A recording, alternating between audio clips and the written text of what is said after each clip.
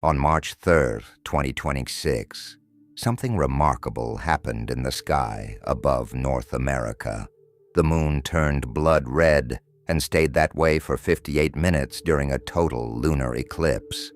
Now, if you are watching this after the event, that is perfectly fine, because what we are going to talk about today is bigger than one night in the sky. It is about what that blood moon means, where it comes from in ancient prophecy, and why it still matters to you right now, wherever you are watching this from. A total lunar eclipse happens when the Earth moves directly between the sun and the moon, blocking sunlight from reaching the moon directly, but the moon does not go dark. Instead, the edges of the Earth's atmosphere bend sunlight around the planet and cast a deep red glow onto the moon. Scientists call this Rayleigh scattering. It is the exact same reason your sky turns orange and red at sunset. Every sunset happening around the Earth at that moment projects onto the moon and paints it red. That is the science.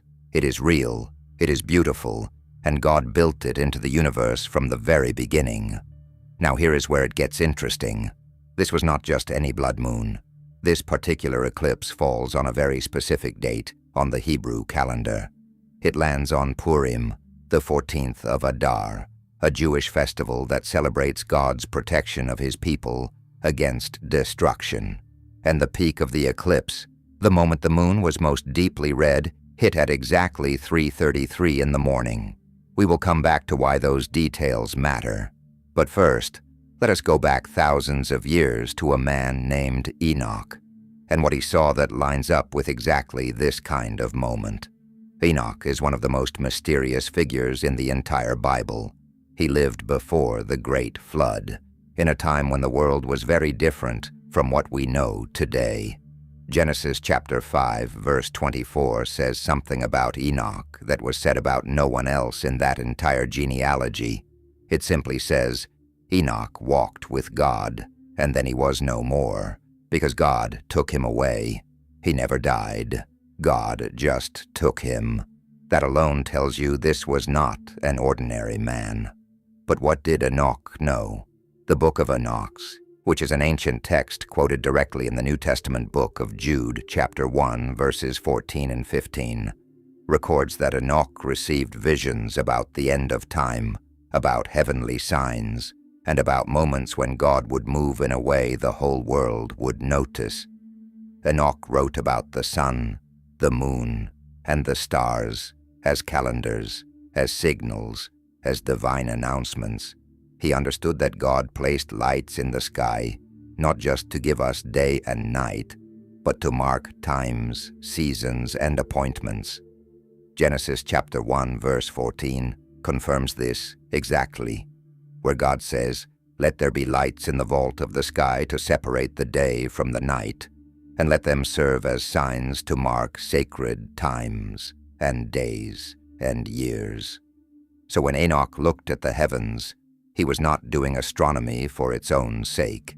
He was reading a calendar that God himself had written across the sky. And what he saw pointed forward to moments exactly like the blood moon of March 3rd, 2026. A moment where the heavens themselves would speak, where the sign in the sky would line up with what the prophets wrote, and where God would use the moon itself to get the attention of a generation that needed to wake up. The prophet Joel lived centuries after Enoch, but he saw the same thing. In Joel chapter 2, verse 31, God speaks through him and says, "The sun will be turned to darkness and the moon to blood before the coming of the great and dreadful day of the Lord." That word "before" is important. God was saying that these signs in the sky would serve as warnings, as advance notices, as a final call before something significant happens, not to scare people, but to wake them up. Jesus himself picked up this same warning in Luke chapter 21, verses 25 and 26, where he told his disciples there will be signs in the sun, moon, and stars, and on the earth nations will be in anguish and perplexity at the roaring and tossing of the sea. People will faint from terror, apprehensive of what is coming on the world, for the heavenly bodies will be shaken. Jesus was not describing random natural events. He was describing a sequence, a build-up, a series of signals that would tell those who are paying attention that the time is short. Then in Revelation chapter 6, verses 12 to 14, the Apostle John describes the opening of the sixth seal, and he writes, "I watched as he opened the sixth seal, and there was a great earthquake. The sun turned black, like sackcloth made of goat hair, and the whole moon turned blood red, and the stars in the sky fell to earth." Now we are not saying the March-throw blood moon is the sixth seal. What we are saying is that God has been using blood moons throughout history as reminders, as mile markers, as gentle but serious signals pointing humanity toward eternity. And this one, landing on Purim at 3:33 in the morning, standing alone as the only total lunar eclipse of 2026, is worth paying very close attention to. So why does any of this matter to you today? Whether you watch that blood moon rise on the night of March 3, or you are discovering all of this for the first time right now, through this video, it matters because God does not do anything without first giving a warning. Amos chapter 3 verse 7 says, "Surely the sovereign Lord does nothing without revealing his plan to his servants, the prophets." Every blood moon, every eclipse, every sign in the sky is God being patient.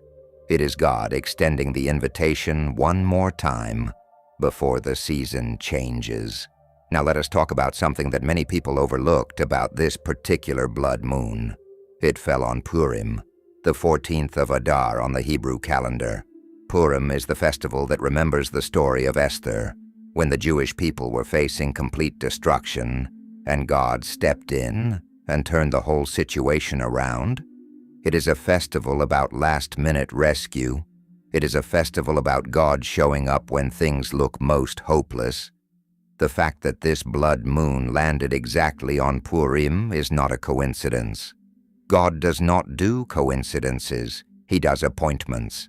And then there is the number 3, peak totality of this eclipse, hit at 3:33 in the morning. In the Bible, the number 3 is the number of divine completeness. God is Father, Son, and Holy Spirit. Jesus rose on the 3rd day. Jonah was in the belly of the fish for 3 days. Peter was asked 3 times, "Do you love me?" 3 is the number God uses when he wants to make something absolutely clear, when he wants to leave no room for doubt that he is behind something. And the moon reaching its deepest red at exactly 3:33, not 3:30, not 3:35, but 3:33, is the kind of detail that you cannot manufacture and cannot explain away. We also looked at the 2014 to 2015 blood moon tetrad, which was a sequence of 4 blood moons that all fell on Jewish feast days. Those 4 blood moons surrounded significant moments in the history of Israel and the world. This 2026 blood moon stands alone. There is no tetrad this time. There is no sequence of 4. There is just this one, and sometimes one is louder than 4 because it stands by itself with nothing around it, asking you a single direct question. That question is simply this: are you ready? Not ready in a fearful way, not ready in a panicked, stockpile everything and hide way. Ready in the way that a person is ready when they know where they stand, when they know who they belong to, when they have settled the most important question a human being can ever settle. The blood moon is not the story. You are the story. Your life, your eternity, your relationship with the God who painted that red moon in the sky, that is what all of this is pointing toward. The science is real. Rayleigh scattering is real. The red color has a perfectly natural explanation, but the timing, the location, the Hebrew date, the hour of totality, the fact that Enoch wrote about signs like this, the fact that Joel prophesied it, the fact that Jesus warned about it, the fact that John saw it in his vision on the island of Patmos, all of that together is God being extraordinarily generous with his warnings. He did not have to give us any of this. He could have let history move forward without a single sign, but instead, he wrote his warnings across the sky in red, visible to millions of people at once, so that no one would be without an opportunity to turn, to seek, and to find him. If something in your heart is stirring right now, do not ignore that. That stirring is not anxiety. That is not fear. That is the Holy Spirit doing what he has always done, drawing people toward the God who made them and loves them.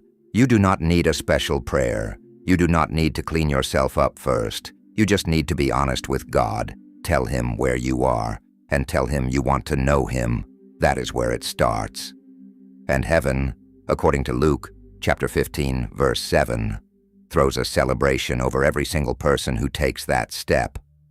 The war in heaven is over. The victory has already been won. The signs are in the sky. The invitation is still open. And the God who created the moon, who painted it red on March 3rd, 2026, who timed it to fall on Purim and peak at 3:33 in the morning, that same God knows your name, knows your situation, and is waiting for you with open arms. Do not let a blood moon pass without asking yourself the most important question you will ever face. Not what does this mean for the world, but what does this mean for me?